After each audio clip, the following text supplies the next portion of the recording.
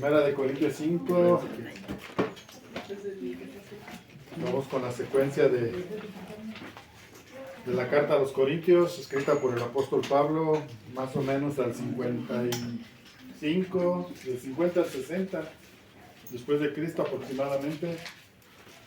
Probablemente el pastor ahí en esa iglesia, probablemente era Apolos o Timoteo, que eran contemporáneos y compañeros de la milicia del apóstol Pablo, compañeros de ministerio. Y bueno, aquí en el capítulo 5, el apóstol Pablo, después de haber establecido y de haber llegado a la clave o al punto clave del problema de la iglesia de Corinto, aborda un tema muy, muy serio. Aborda un tema que la iglesia pues siempre debe de tomar muy en cuenta. La iglesia es un organismo vivo cuya cabeza es Cristo, somos su cuerpo y como tal debemos de dar testimonio, evidencia de que somos parte de ese cuerpo. Como la cabeza es santa, el cuerpo también debe de ser un cuerpo sujeto a la cabeza que es Cristo. Científicamente está comprobado que el cerebro manda ciertas ondas eléctricas por todo el cuerpo al sistema nervioso periférico, y eso propicia que se mueva nuestros miembros inferiores y las manos y todo. ¿Verdad? Tu cerebro le dice a tu cabeza, voltea para allá, ¿y qué haces? Lo volteas para allá. Entonces la cabeza tiene que gobernar el cuerpo. Si la cabeza es Cristo, el cuerpo es Cristo. ¿Están de acuerdo? Bueno, aquí el apóstol Pablo abruptamente analizando el carácter del apóstol Pablo. Muchos piensan que el apóstol Pablo era muy colérico, tenía un carácter colérico. El apóstol Pablo lo que tenía era el carácter de Cristo, el celo de Dios. Y él invita a la iglesia a que seamos esa iglesia que da testimonio, que da evidencia de quiénes somos en Cristo. Eso es lo que el apóstol Pablo quiere enseñarnos en este pasaje. Les digo que muchos pensamos que el apóstol Pablo es colérico por la forma en que habla, pero realmente él está abordando los temas que tenía que tomar en cuenta de una manera muy responsable, y tiene que usar pues de alguna manera la autoridad que Dios le da, pero también está usando aquí el conocimiento común de lo que es el evangelio. Y esto nosotros lo debemos de tomar siempre muy en cuenta. La iglesia no es un club social. La iglesia no es un club social donde venimos, familiarizamos o platicamos o socializamos. No. La iglesia de Cristo es un órgano que se debe edificar mutuamente, que tenemos todos la responsabilidad de tener una relación, una comunión diaria y plena con Dios. Eso nos va a llevar a nosotros ser ese cuerpo que necesita. El cuerpo se necesita de un órgano, de un órgano necesita otro, un miembro necesita otro. Entonces, los miembros tienen que sustentarse el uno al otro. Decía el apóstol Pablo, porque no soy pie, no soy del cuerpo. Claro, necesitamos tener bien en cuenta qué es lo que somos y cómo debemos impactar al mundo. Lo vuelvo a repetir, a veces el mundo impacta más a la iglesia. Hemos copiado más pues, ¿cómo se podría decir? Patrones. Los patrones, sí, esa era la palabra. Hemos copiado más los patrones del mundo que impactar al mundo. Y la iglesia necesita ser el cuerpo de Cristo. Vamos a leer. Dice así: de cierto, se oye que hay entre vosotros fornicación, y tal fornicación, cual ni aún se nombra entre los gentiles, tanto que alguno tiene la mujer de su padre. y vosotros estáis envanecidos.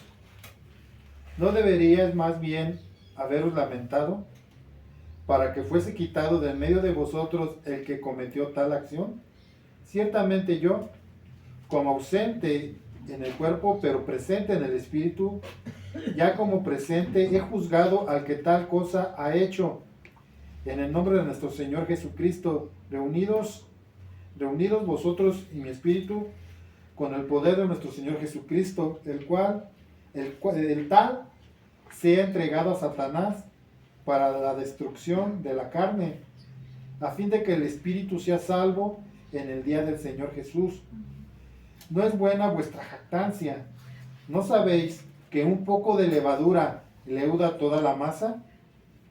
Limpiaos pues de la vieja levadura, para que seáis vuestra masa, para que sea nueva masa sin levadura, como sois, porque nuestra Pascua, que es Cristo, ya fue sacrificada por nosotros. Así que celebremos la fiesta no con la vieja levadura, ni con la levadura de malicia y de maldad, sino con los panes sin levadura, de sinceridad y de verdad. Os he escrito por carta que no os juntéis con los fornicarios, no absolutamente con todos los fornicarios de este mundo, o con ávaros, o con los ladrones, o con los idólatras, pues en tal caso os sería necesario salir del mundo. Más bien os escribí que no os juntéis con ninguno que llamándose hermano fuera fornicario, o ávaro, o idólatra, o maldiciente, o borracho, o ladrón, con tal ni aun comáis, porque ¿qué razón tendría yo para juzgar a los que están fuera? ¿No juzguéis vosotros a los que están dentro? Porque a los que están fuera Dios los juzgará, y quitad pues a este perverso de entre vosotros. Está hablando de un tema muy delicado. El apóstol Pablo les dice: ¿ustedes están envanecidos? ¿Están ajenos? ¿No saben quiénes son? ¿No han discernido el cuerpo de Cristo? Más adelante aquí el apóstol Pablo les vuelve a reiterar la importancia de saber qué es lo que hacemos. Todo lo hemos recibido ya por tradición. A veces todo se nos hace una costumbre que hemos perdido el sentido, el valor de lo que tiene el servicio a Dios. Estamos tan ajenos, tan envanecidos. El apóstol Pablo les dice a aquellos: estáis envanecidos. Les está diciendo: estás tan ajeno que la carne te ha hecho que no entiendas que las cosas de Dios son sagradas. Que si tú profesas conocer a Cristo, debes vivir como Cristo nos manda, nos demanda, nos pide. Nuestro diario vivir debe de ser en una búsqueda sincera. Acerquémonos confiadamente al trono de su gracia. ¿Qué es confiadamente? Cuando somos transparentes y necesitamos que Dios trate con ciertas cosas que nosotros traemos y que no nos dejan tener una comunión plena con Dios. ¿Qué nos dice? Acérquense. ¿Cuál es la voluntad de Dios? Que nos acerquemos. ¿A dónde? Confiadamente. ¿Qué es confiadamente? Que entendamos quién es Dios. Conocer a Dios. Sí, la verdad, Dios es amor. Entender que Dios conoce nuestras debilidades. Pero a veces nos vamos y nos alejamos y nos enfriamos tanto de Dios que empezamos con pequeñas cosas. Empezamos a repetir patrones que antes vivíamos. Y llega el momento que no nos dimos cuenta, pero ya estamos una vez más inmersos en nuestra vieja levadura. El apóstol Pablo nos pone aquí como ejemplo la levadura. La levadura es un polvo, como un polvo. No sé en aquel tiempo si era igual, pero en estos tiempos es un polvo que se usa para la cocina. Se usa para hornear el pan. Se pone poquito polvo y eso hace que toda la masa se impregne de ese químico y produce que la masa se haga esponje. Yo no comí eso, no van a pensar que comí Royal. y hace que eso se infle. Entonces, el apóstol Pablo y también Jesús nos habla y nos dice: no participen de la levadura de los fariseos. Los fariseos eran una religión, por nombrarlos de alguna manera, una religión que hacían mucho énfasis en su apariencia. Para ellos era muy importante lo de afuera, aparentar, vivían de apariencia, religiosidad, hipocresía. Eso eran los fariseos. Y Jesús nos dice: guárdense o cuídense de la levadura de los fariseos. ¿Qué era lo que producía ese carácter de orgullo y de vanidad en los fariseos? ¿Cuál era? El sentido de grandeza. Y aquí la iglesia de Corinto está inmersa en una situación donde poco a poco empezaron a perder esos valores. Poco a poco fueron perdiendo ese sentir, ese verdadero conocimiento de Dios, y comenzaron a enfriarse. Y la frialdad, si nosotros no reconocemos nuestra necesidad, si no reconocemos nuestro orgullo, ¿saben a dónde nos puede llevar la frialdad? La frialdad nos puede llevar a volver a repetir los patrones de nuestra vana o de nuestra vieja manera de vivir. Y el apóstol Pablo eso es lo que está abordando aquí. Dice: ¿qué están haciendo ustedes? ¿Están tolerando el pecado? Ahora, fíjense, la Biblia sí nos invita a tolerarnos los unos a los otros, pero en cuanto a nuestro carácter, ¿sí o no?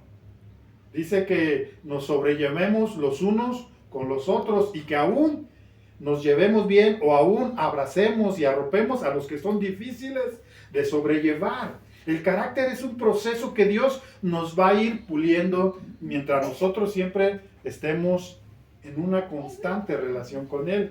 Jesús les dijo a sus discípulos: para esto los escogí, para que lleven fruto. Entonces, si ustedes leen en contexto, habla allí en el Juan 15, y todo el capítulo 15 habla acerca de Jesús como siendo el sustento de nuestra vida espiritual. Si nosotros somos esos pámpanos en esa vid verdadera, nuestra vida tiene la garantía de llevar fruto. Vamos a estar como plantados junto a corrientes de aguas. Entonces, el apóstol Pablo está tomando este problema y lo está poniendo y está llevando la culpa a donde pertenece. No le va a dar la vuelta, pero lo va a confrontar este problema. Porque es un problema que está perjudicando a la iglesia. Es un problema que está haciendo que la iglesia pierda la autoridad espiritual que debe de tener. ¿Por qué? Porque lo tolera. Porque es tolerante a esto. No estaban los ancianos de esa iglesia, que eran alrededor de unos 7 o 8, no estaban tomando su responsabilidad. Estaban compitiendo entre ellos a ver quién era el mejor, a ver quién tenía más elocuencia, a ver quién predicaba más como Pedro, otros como Pablo, otros como Apolos, y ahí estaba una consecuencia de una rivalidad carnal. Y esto no debe de ser en una iglesia. Por eso el apóstol Pablo en el anterior capítulo les habla acerca de las características de un líder. Y un líder, su principal característica debe de ser la mansedumbre y la humildad. Porque si partimos de ahí, el apóstol Pablo les dice a los filipenses: haya en vosotros este sentir que hubo también en Cristo. ¿Cuál era el sentir de Cristo? Se humilló, se hizo siervo. Siendo en forma de Dios, no estimó el ser igual a Dios como cosa que aferrarse, sino que se despojó a sí mismo, se humilló, se fue hasta lo sumo, hasta lo más vil, siendo contado entre dos ladrones. Él llevó el pecado que tú y yo teníamos que llevar, llevó nuestra culpa hasta allí, fue humillado a una muerte y muerte de cruz, humillante, lo más humillante que podía haber. Y no solamente fue humillante al ser colgado en la cruz, sino al ser despojado de sus vestiduras, totalmente desnudo, sin nada de ropa en esa cruz. A nosotros nos lo enseñan con un tipo taparrabo, pero la historia, los historiadores dicen que los romanos eran crueles y para exhibir, porque eso era lo que buscaron, exhibir. Y para exhibirlos tenían que quitarles todas las ropas para que murieran en vergüenza. Hasta ahí llegó Jesús. Entonces, Jesús les enseña la principal característica. Por estar ellos en una situación de vanidad, de egoísmo, de egocentrismo, de pleitos, de iras, de contiendas, de estar ahí, ellos estaban olvidándose el verdadero propósito de la iglesia, que es ser como un maestro, que es ser ese cuerpo que es gobernado por una cabeza, o por la cabeza, que este caso es Jesús. Entonces aquí empieza el problema. El apóstol Pablo les dice a ellos, vamos a ver el 1. De cierto, se oye que hay entre vosotros fornicación, y tal fornicación la cual ni aún se nombra entre los gentiles. Era tanta la vileza y la vergüenza que aún los gentiles tenían más pudor. Era tanto el enojo y la tristeza del apóstol Pablo, 2 años, 1 año y medio, perdón, estuvo siendo él digamos, el pastor de esa iglesia, mientras la fundó, mientras la iglesia comenzó a subsistir en una relación de ellos, entre Dios y ellos, y dejó un pastor. Algunos dicen que era Apolos, otros que era Timoteo, no se sabe o no se ponen de acuerdo, pero lo importante es el problema que había y cómo tuvo que ser solucionado. El apóstol Pablo utiliza la severidad, le da la importancia. Nosotros hoy en día toleramos muchas cosas. Me refiero a la iglesia en general, no a esta iglesia. Me refiero a la iglesia en general.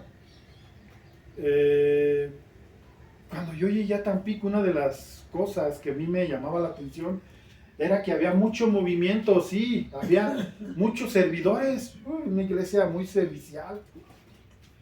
Pero dentro de todo esto, lo que para mí es lo más importante, todo es importante. La vida de ustedes es importante para Dios y pues obvio, también para mí. Pero cuando en el altar, yo siempre lo he dicho, de aquí para allá yo les predico y cada quien toma la palabra. No quiere decir que no me importe, sino que ustedes toman la palabra y ustedes deciden si la practican. Pero de aquí para acá yo soy responsable de quien esté, porque yo soy el pastor. Entonces, cuando yo llegué, pues yo vi un coro grande, no tenían grupo de alabanza, ponían pistas, pero tenían cantantes y eran varios, una pareja. Y un día me fui a trabajar, yo trabajaba, como les dije antes, descargando trailers, y un día por allá andaba uno de los que estaban ahí en la iglesia y como que no me quería hablar muy bien. Yo dije, bueno, pues es normal, es la segunda o tercera vez que me ve. Pero ya después de estar por ahí, le decían el Chapulín a ese muchacho, y pues yo lo veía ahí el domingo ahí cantando y todo, después supe que era su pareja. Y yo dije, bueno, ¿qué? Me dijeron, oye, ¿tú estás ahí en esa iglesia? Sí, ya. Varias veces me llegaron a preguntar eso. Y le digo, sí, me dice, ¿tú los conoces? Yo le dije a él, a esa persona, ¿tú los conoces a ellos? Y me dice, sí, pues todos por ahí somos vecinos. Digo, y me dice, y le digo, ¿y este chavo está casado con la muchacha? Y me dice, no. ¿Cómo que no está casado, no?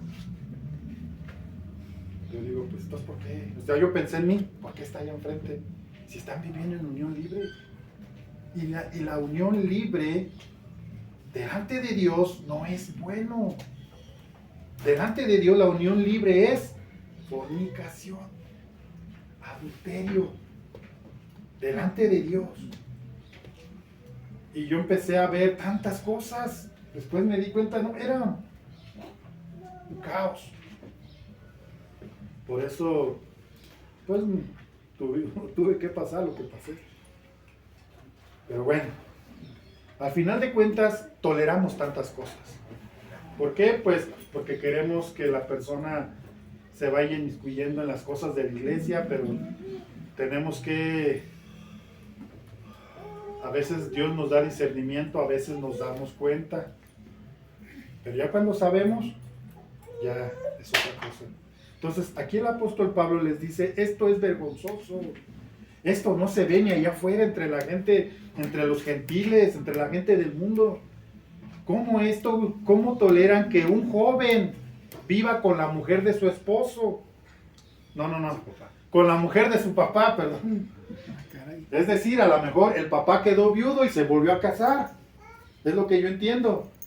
Y este joven, pues, comenzó a tener ahí relación con su madrastra, porque era su madrastra. Entonces, esto llegó a oídos del apóstol Pablo. Y el apóstol Pablo les recuerda a la iglesia quiénes son. Y los valores y el valor tan grande que la iglesia pierde cuando estamos inmersos en un orgullo espiritual. Cuando estamos inmersos en una situación de carnalidad y no nos damos cuenta. Vemos la iglesia como un grupo social solamente, pero es más que eso. Entonces, vamos a seguir leyendo. Dice en el 2, la siguiente parte dice, tanto que alguno tiene la mujer de su papá, y vosotros estáis envanecidos, ¿no deberían más bien haberos lamentado para que fuese quitado de medio de vosotros el que cometió tal acción? ¿Qué se debería de hacer? El apóstol Pablo dice que ante estas situaciones lo que se debería de hacer es desecharlo, apartarlo. ¿Por qué? Porque está, aparte de que está contaminando, está dejando el mal el evangelio. Está haciendo un testimonio contrario. Está haciendo piedra de tropiezo. Y esto pues no es tolerante por Dios ni por la iglesia. Y en este caso pues el apóstol Pablo está determinando que eso debe de pasar. Se debe de quitar, sacar de la iglesia. Se debe expulsar de la iglesia. Ahora vamos a seguir. Dice el 3, ciertamente yo como ausente en el cuerpo, pero presente en el espíritu, ya como presente he juzgado al que tal cosa ha hecho.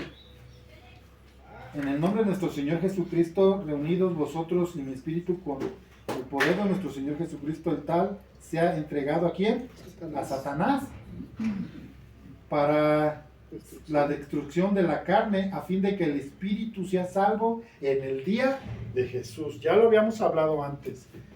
El apóstol Pablo está hablando aquí, no está diciendo que sea echado a Satanás para que el diablo lo atormente, para que el diablo lo deshaga y haga con él como él quiera, no. Él lo que está diciendo aquí es que ese hombre debe de ser desechado hacia el mundo, porque se comporta como el mundo. Entonces, cuando esté allá las consecuencias, la situación, que venga a él, le tendrán, si su arrepentimiento es según Dios, va a ser para salvación. Pero si es según el mundo, es para perdición. ¿Qué te dice el mundo cuando estás pasando una situación de rebeldía? Te rebelaste en la iglesia. El mundo, ¿qué te dice? No, pues está bien. No te debes de dejar. Y esto produce en tu corazón que en lugar de ir a un arrepentimiento, digas, yo tengo la razón. ¿Por qué? Porque este es el mundo. El mundo jamás te va a llevar a una confrontación de tu pecado, sino al contrario, te va a llevar a una situación donde tú te sientas halagado, donde tú te sientas, donde ellos te palmeen la espalda y tú digas, no, pues sí, ellos tienen razón. Pero si el arrepentimiento es según Dios, el Señor te va a llevar a reconocer tu falta. Y eso es lo que el apóstol Pablo está diciendo. Apártenlo para que su carne sea destruida, para que él pueda rectificar allí en esa adversidad, en esa situación, pueda llegar a tener una reflexión profunda de lo que está haciendo. Y en la segunda carta a los Corintios, este joven fue aceptado nuevamente en la iglesia, porque hubo frutos de arrepentimiento, porque fue observado por algún tiempo por el grupo de ancianos, por el pastor de la iglesia, lo observaron, vieron que había frutos de arrepentimiento, y el apóstol Pablo dice, si ustedes le han perdonado, yo también. Entonces este joven se volvió a reintegrar, pero el problema, el pecado fue juzgado. Ahora, la labor del líder o del pastor en este caso es estar observando si hay en él un arrepentimiento genuino o si se está envanecido, si está lleno de orgullo, si está todavía pensando en su actitud incorrecta, que él está bien. Entonces esto denota que no hay un arrepentimiento. Esto denota que esta persona no llegó a tener esa reflexión profunda con Dios de un arrepentimiento verdadero, de haber reconocido su falta. Entonces, pueden pasar meses, años, puede pasar el tiempo. Pero cuando uno comienza a ver los frutos, dice, ya hay una progresión. Y ninguno de nosotros tenemos que truncar la vida de nadie. No tenemos por qué ver gracias, hija. No tenemos que, dice aquí, que nosotros como cristianos debemos de juzgar lo que es de espíritu, lo que es de la iglesia. Ahorita llegamos a ese punto. Así que nosotros nos damos cuenta. Y luego habla acerca de la Pascua. El apóstol Pablo está interesado en que esa iglesia vuelva a tener esa consistencia espiritual que tenía cuando fue fundada, cuando fue enseñado Cristo ahí, cuando ellos recibieron a Cristo y lo recibieron con gozo. Dice la palabra ahí que cuando, en el 17 de Hechos, que cuando Pablo fue guiado por el Espíritu Santo a Corinto, dice que allí muchos escucharon el Evangelio y lo escucharon de buena gana y llegaron al conocimiento de Jesucristo. Y esa iglesia comenzó a florecer, esa iglesia comenzó a crecer, había el deseo, el amor, había un celo por las cosas de Dios, pero poco a poco todo eso se fue acabando. Entonces el apóstol Pablo, vamos a leer el 5.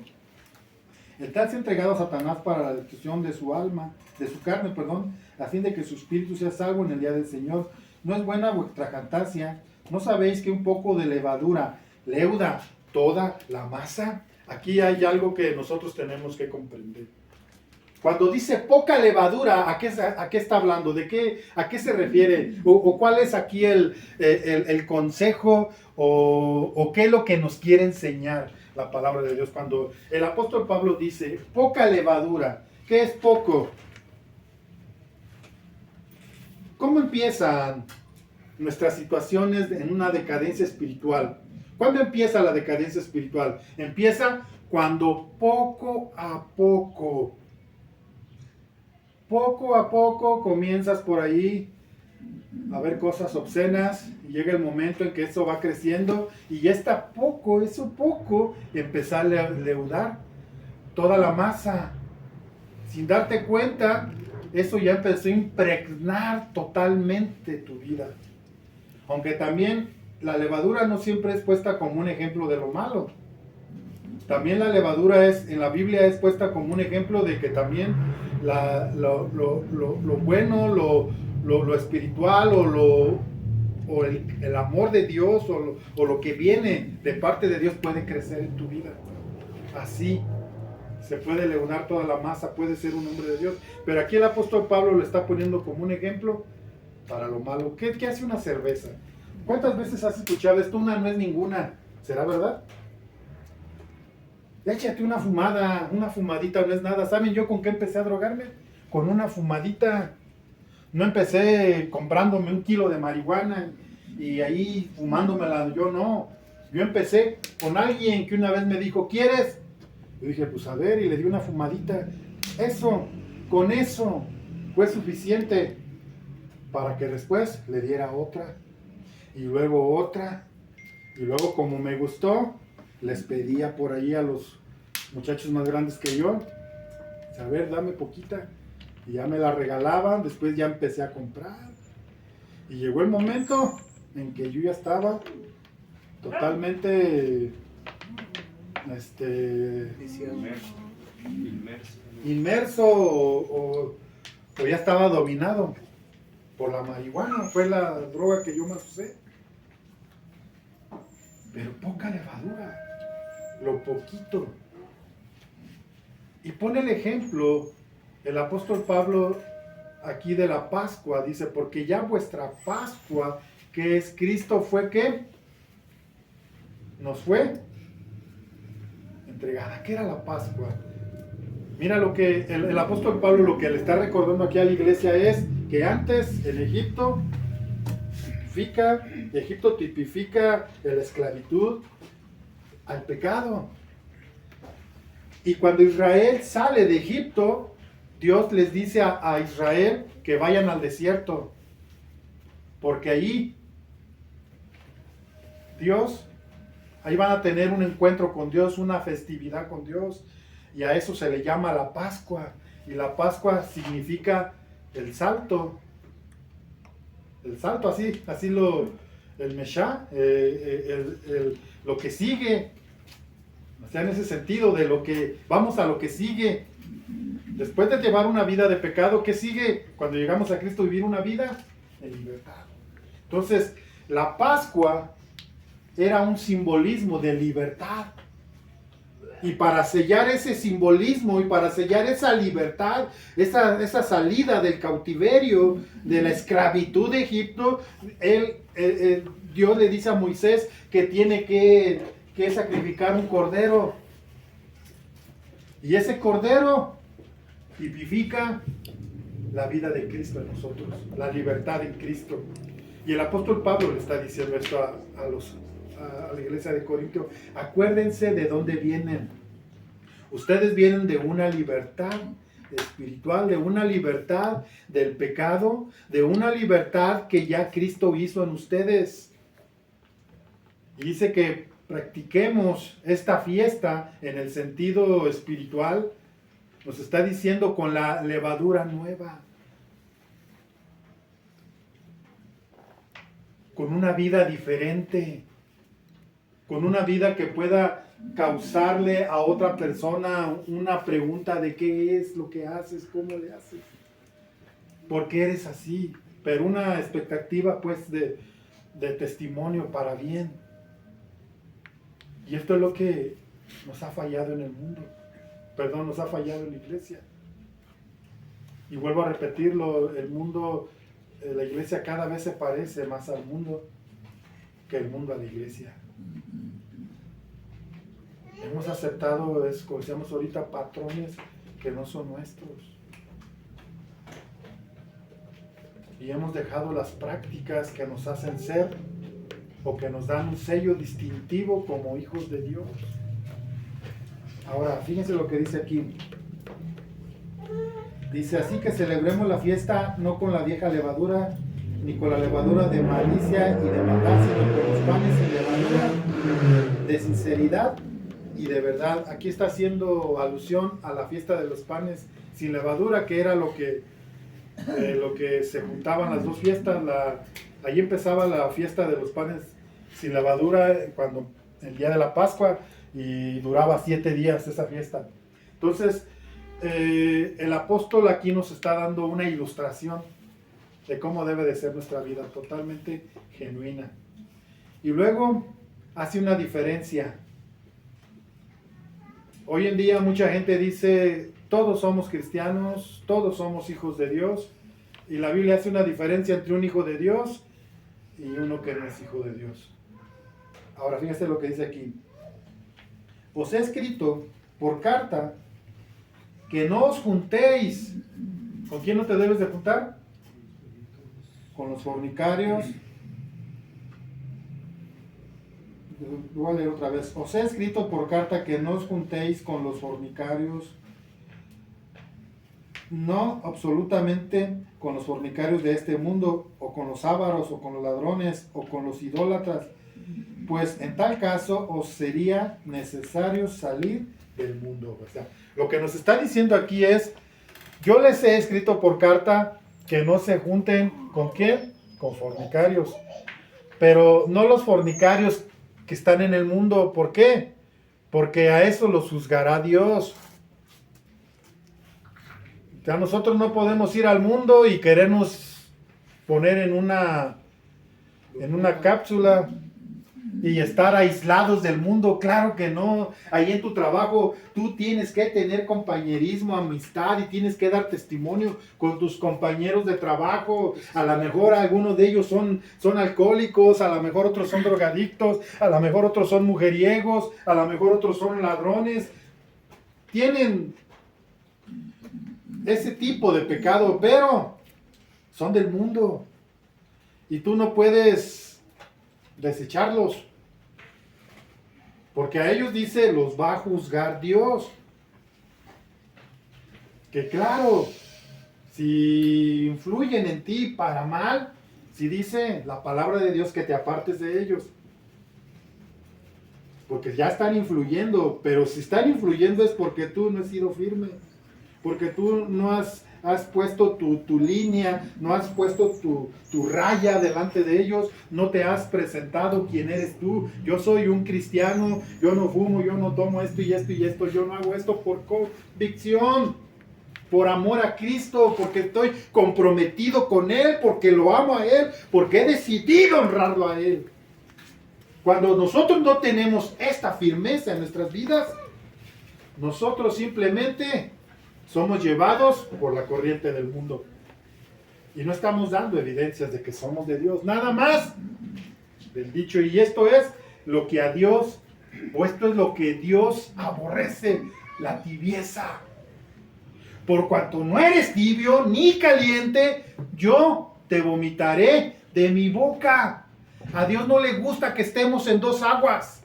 No le gusta que de nuestra fuente salga, de nuestra boca salga maldición y salga bendición. No le gusta. Tiene que haber una genuinidad en nosotros. Entonces, mira lo que dice aquí. Vamos a seguir leyendo. Más bien os escribí que no os juntéis con ninguno que llamándose ¿qué? Hermano. Que llamándose hermano. ¿De quién está hablando? Ya está hablando de la disciplina de la iglesia. Ya está hablando de lo que somos nosotros como iglesia. Dice, más bien, otra vez, 11, más bien os escribí que no os juntéis con ninguno que llamándose hermano fuere fornicario, o avaro, o idólatra, o maldiciente, o borracho, o ladrón, con tal, ni aún comas con él. O sea, no te juntes con ellos. El apóstol Pablo le escribe también a Timoteo y le dice que aquellos hermanos que andan desordenadamente, no les hablen, ignórenlos. ¿Para qué? Para que les dé vergüenza y se metan bien con Dios. Eso es lo que el apóstol Pablo le decía a Timoteo también. Con aquellos que están en un desorden, hermanos en Cristo, que se dicen ser hermanos, pero que no están dando testimonio, ignóralos, ya no les hables. ¿Para qué? Para que les dé pena. Y por causa de esa pena, ellos puedan llegar a un arrepentimiento. Y aquí les dice que nadie que llamándose hermano, que fuese idólatra, fornicario, ladrón, ¿qué más? Avaro o idólatra, no te juntes con ellos. Evítalos. ¿Para qué? No es por desecharlos, es porque ¿qué? Porque debe haber un fruto de un arrepentimiento genuino.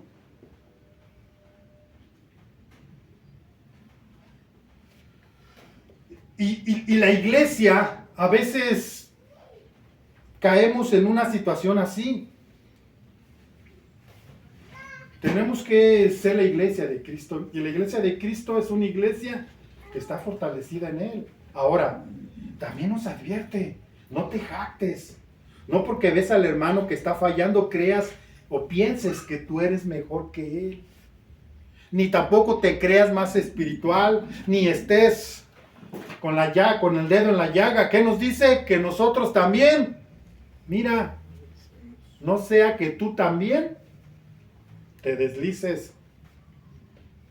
O sea, no tenemos que pensar que espiritualmente somos los mejores, porque también podemos ser tentados y en un momento también deslizarnos y caer en pecado. Más bien dice la palabra que oremos por ellos para que ellos se arrepientan de su pecado. Desafortunadamente hay mucha gente así en la iglesia y no reconoce su pecado. Hay mucho orgullo. Y mientras nosotros no vayamos con un corazón contrito y humillado delante de Dios, no vamos a poder levantarnos de nuestro problema que nos tiene atados. Es necesario que la iglesia de Cristo vuelva a sus fundamentos, a sus principios. Y el primer principio para crecer en sabiduría y en conocimiento de Dios es el temor a Dios. El principio de la sabiduría es aprender a depender de Dios y actuar correctamente como Dios quiere. Y para hacer eso debe haber un temor en mi vida. Eso es sabiduría. Conducirnos, el saber conducirnos correctamente delante de Dios y de los hombres. Eso es sabiduría. Entonces es importante que la iglesia reconozca de dónde hemos salido. Salimos del pecado y Dios nos dio una libertad en Cristo. Y esa libertad en Cristo la tenemos que preservar, porque el estar en Cristo, la palabra es clara cuando dice, si alguno está en Cristo, nueva criatura es.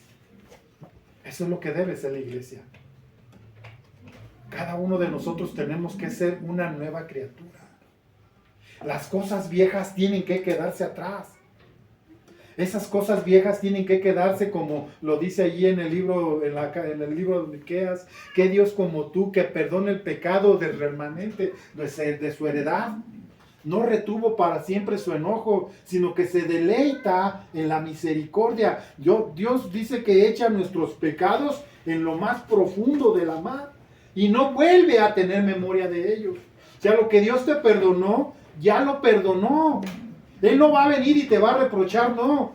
Él quiere que nuestro diario vivir sea una vida en la cual nosotros estemos sometidos a Dios.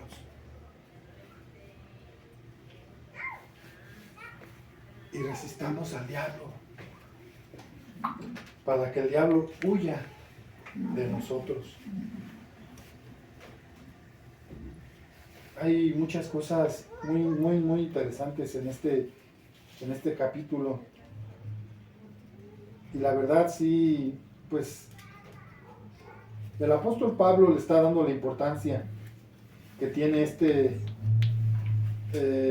versículo. A ver, alguien busque por favor Apocalipsis 3:19.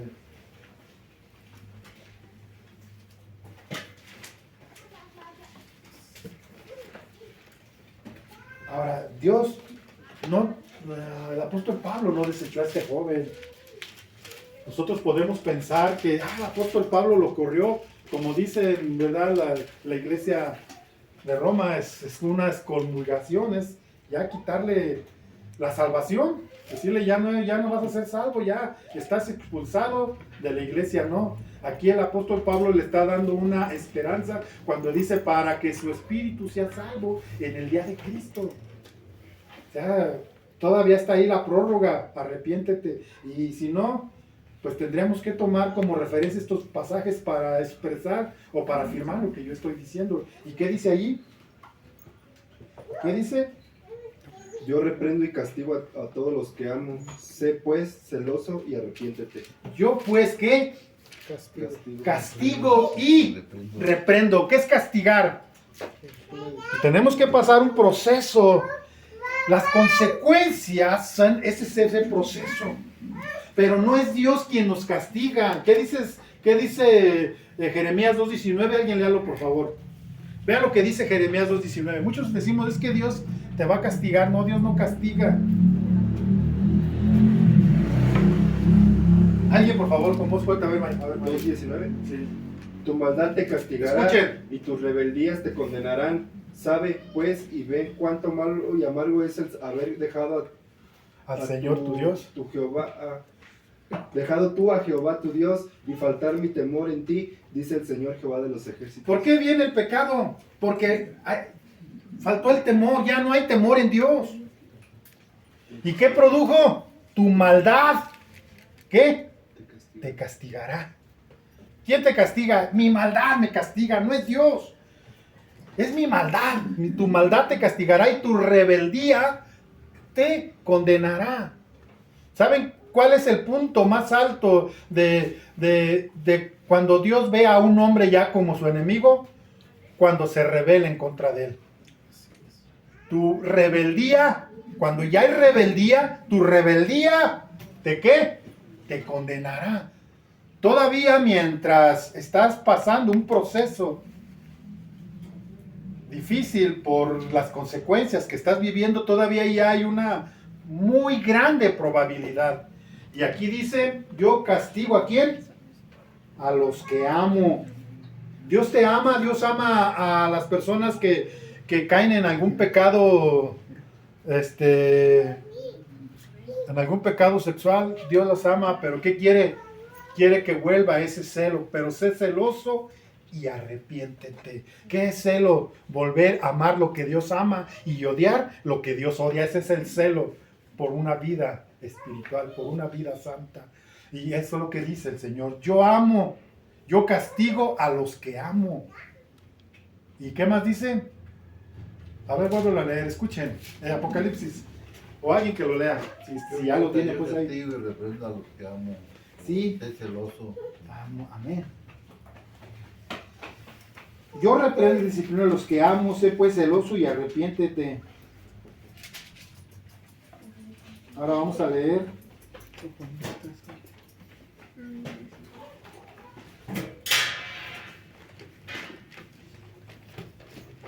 Segunda de Tesalonicenses 3, de 6 al 13.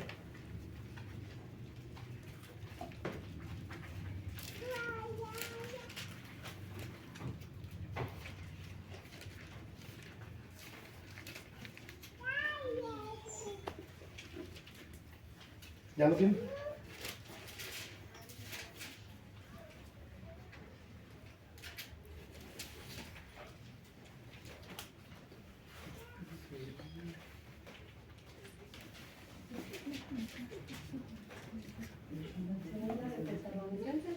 Sí, 3, 6.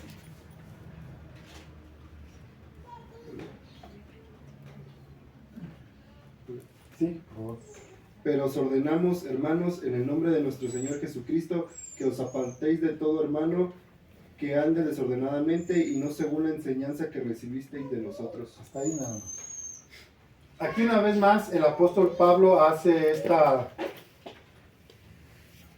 ¿cómo se podría decir? Esta aseveración. Nos vuelve a dar como que esta orden, porque nos está instando a que hagamos esto. Pero a Timoteo también le dice que ante un anciano no admita una, ¿cómo se le llama? Una acusación si no hay 1 o 2 testigos. O sea, esto ya es algo confeso, eso es algo que ya se ve. No debemos nada más de, que el hermano anda así y así, y ya nosotros reprobarlo por eso. No, tiene que haber una prueba de que estés así. Porque luego, hermano, no vaya a pasar como un día. Cuando yo trabajaba ya en Valle vendiendo pan, yo andaba en diferentes ranchitos y pues obvio yo traía música, bueno, el dueño del carro donde yo vendía traía su bocina y traía a Oscar Medina.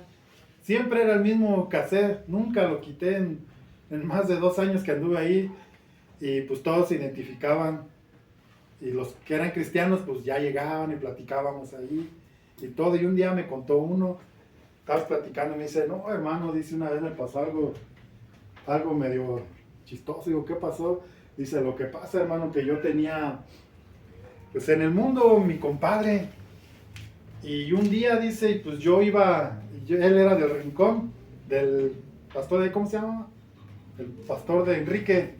El pastor Enrique era su pastor de él y estaba el hermano y me dice, no, pastor, no hermano, un día, dice, yo iba y llegué a mi casa y vi a mi comadre y me dice, oiga compadre, hágame un favor, vaya a sacar a mi esposo de la cantina.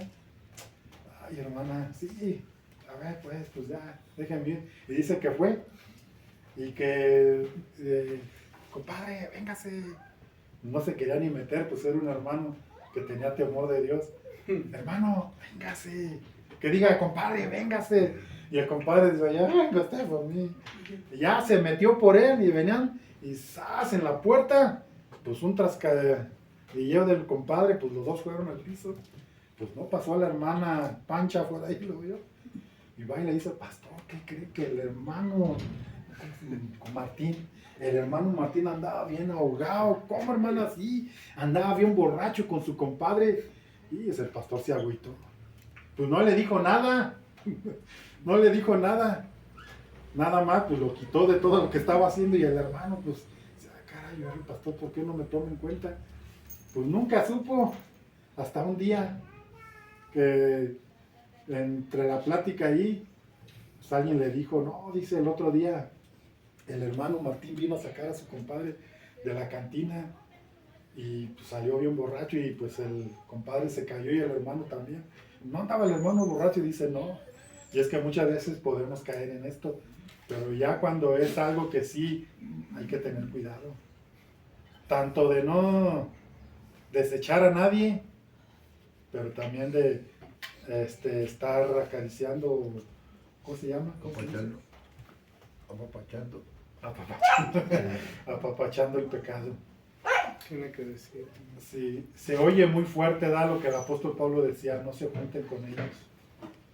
Le dice a Timoteo, no te juntes con ellos para que les dé pena. Y esto es algo que la iglesia, pero todo debe de ir desde un juicio,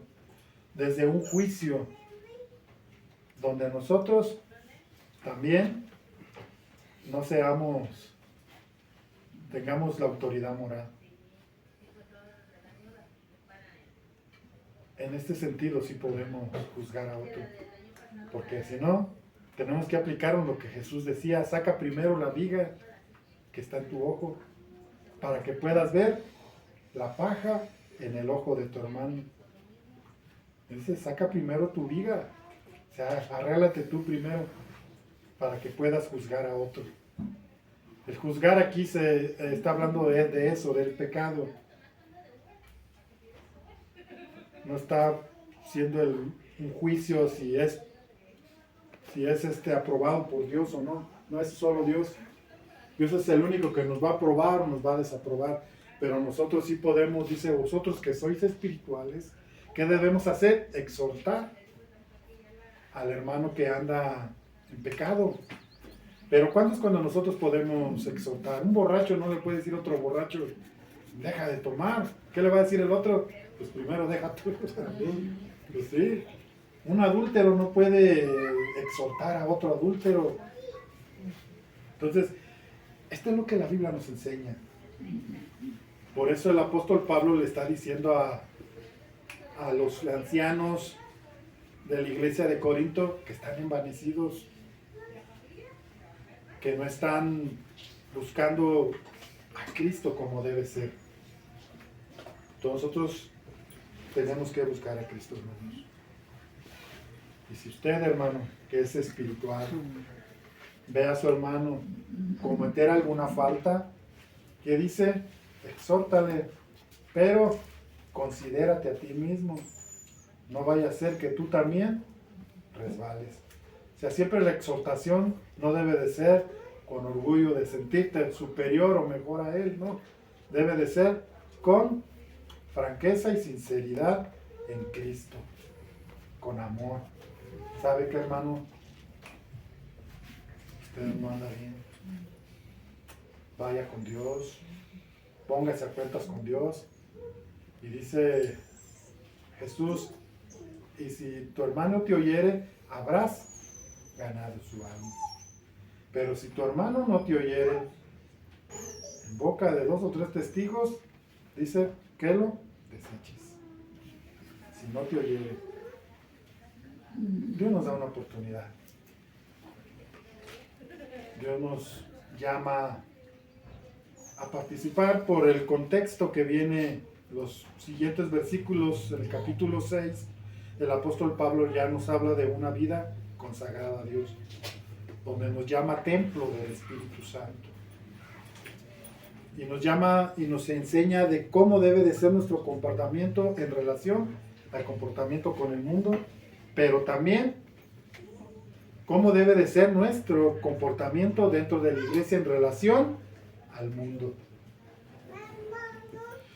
La palabra de Dios es vasta, hermanos, nos enseña muchas cosas y tenemos que tomarla con toda sinceridad, con toda responsabilidad, porque tenemos que estar bien seguros de lo que estamos haciendo o de lo que vamos a hacer. En el sentido, hablo de tener que, si algún día se tiene que desligar de algún hermano, hágalo con responsabilidad, sabiendo pues lo que va a hacer, pero no en un tono, no en un sentido de ser orgulloso, decir, ese hermano. No, nosotros tenemos que antes visualizar que también podemos deslizarnos y buscar a Dios. Cierren tus ojos. Amado Padre, te doy gracias en esta